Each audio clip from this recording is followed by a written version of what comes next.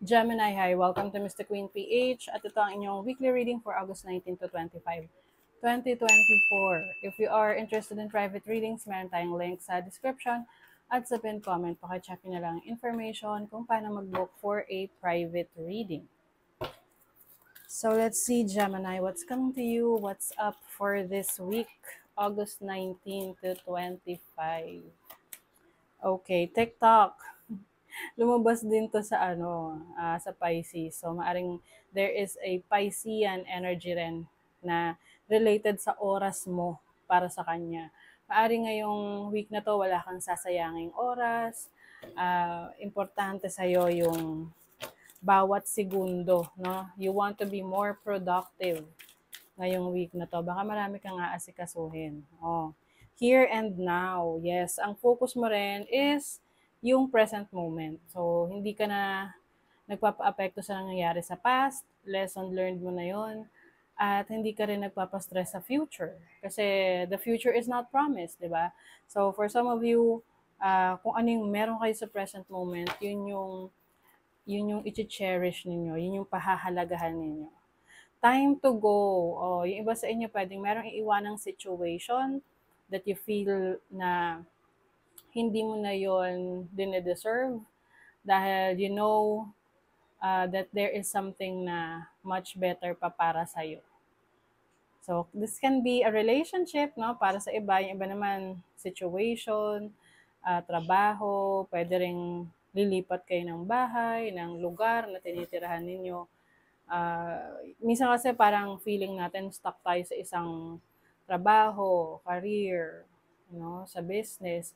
And sometimes we really need na kailangan natin na maglakas lang ang loob na mag-explore ng ibang bagay, no? Na hindi natin alam na baka doon tayo mas maging successful.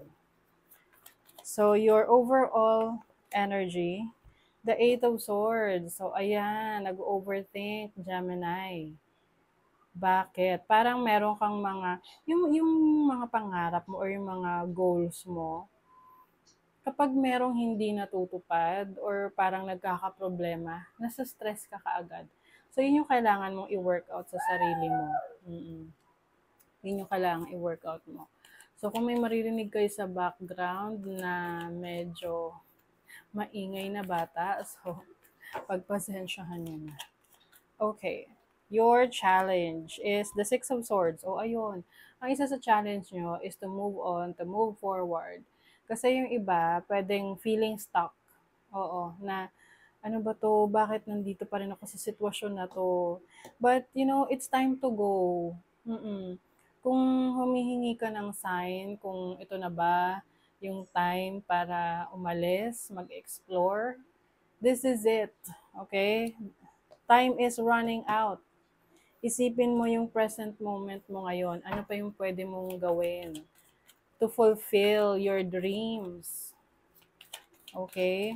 So, your opportunity, the Six of Wands. Oh, di ba? Gemini, Six of Wands is about success, victory, being center of attention. So, meron kayong opportunity ngayon na maging mas sumikat. Maraming magkaroon ng interes sa inyo. Pwedeng romantically or pwedeng pagdating sa trabaho, maraming offers.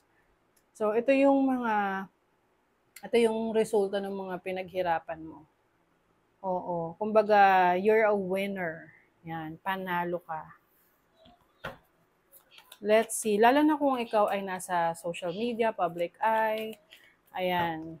Marami kang pagkakataon na sumikat. At mas dumami yung followers mo, mas dumami yung viewers mo, subscribers mo. Your blessing is the Hermit. So as a blessing, mas magkakaroon ka ng oras at panahon sa iyong sarili. This is about a time for reflection, a time for peace, a time for solitude. Okay? So, kumbaga, may mga times na may enjoy mo yung sarili mo with other people. And for you, blessing yung pagkakaroon mo rin ng time para sa sarili mo. Kasi alam nyo, hindi lahat nagkakaroon ng oras para sa sarili nila. Kaya nga yung iba na-drain, yung iba na stress dahil parang yung oras at panahon nila naka-allocate lang lagi sa ibang tao, sa trabaho, sa business, 'di ba? But wala silang oras for themselves. So for you, the blessing is meron kang magkakaroon ka ng katahimikan ng isip, and also mas magiging malawak yung pananaw mo ngayon. Marirealize mo kung ano pa yung mga bagay na gusto mong i-improve sa sarili mo. Money, career, finances. You have the Queen of Swords and the Four of Wands. So, yung iba sa inyo, pwedeng meron kayong titiisin na family member. Pwede kasi itong person na to or family member na to is masyado ng dependent sa'yo. Yung tipong lahat na lang inasa sa'yo na parang feeling mo wala ka ng kakampi or katuwang sa buhay. So, let's say for example, no, may mga toxic household na let's say yung parents, inasa na lahat sa anak niya. So, parang ganon.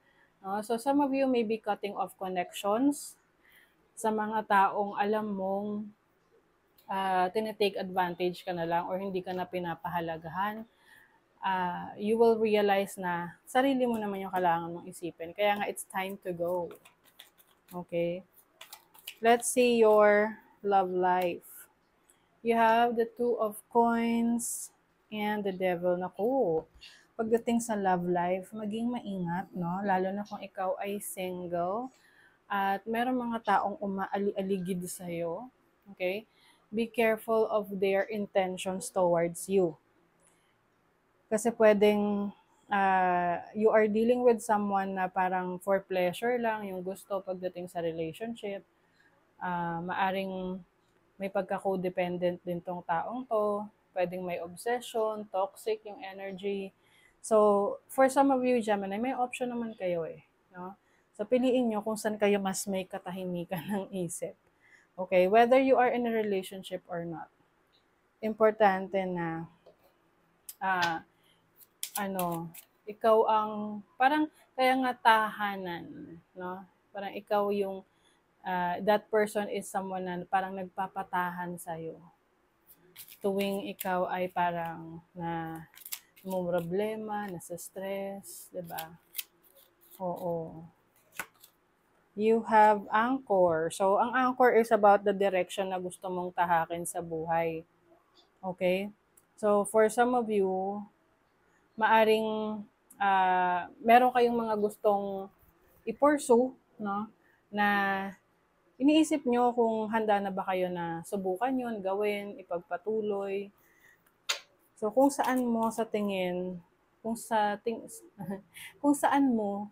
mo saan makakabuti para sa'yo, 'di ba? Go for it. Wow, merong 3 dito. 3 is about growth, no? Expansion. So, some of you, malapit nyo nang ma-achieve yung goals ninyo. Ipagpatuloy nyo lang, no? Kasi minsan akala natin ang layo pa, no? Pero malayo na pala. Oh. 'Di ba? Malayo na paling narating mo.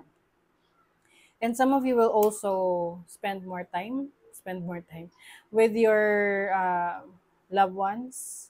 Yung talagang alam mong nagsusupport sa'yo. Or maaring spending time with yourself, especially with nature. Oo, yung iba pupunta sa isang retreat para magkaroon ng clarity. Vacation. So, importante sa inyo ngayon yung well-being ninyo. Pagkakaroon ng maayos na kalusugan. You also have the fish. Alam niyo yung fish, swerte ito. No? So, kung meron kang mga sinusubukan ngayon na bagong trabaho, career, business, or even relationships na nakikita mo na meron tong patutunguhan, this is going to be successful para sa'yo. Okay? So, importante rito is sasabayan mo yung gusto mo. Yung gusto mong i-pursue. Hindi mo siya kukontrahin. Oo. Minsan kasi iba natatakot. Kasi, natatakot mag-fail.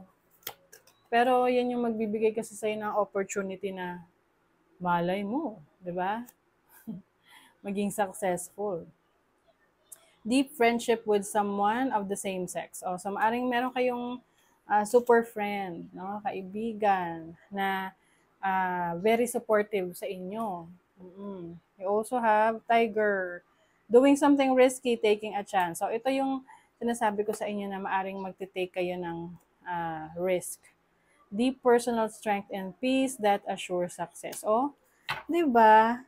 Personal strength and peace. We were just talking about that. Na yung pagkakaroon ng katahimikan ng isip, ayan ang magdadala sa inyo sa success. And you will be empowered, grabe oh, rising from the ashes. Soul Tribe, yes, makikilala mo rin yung mga tao na ka-vibes mo, in alignment of your energy.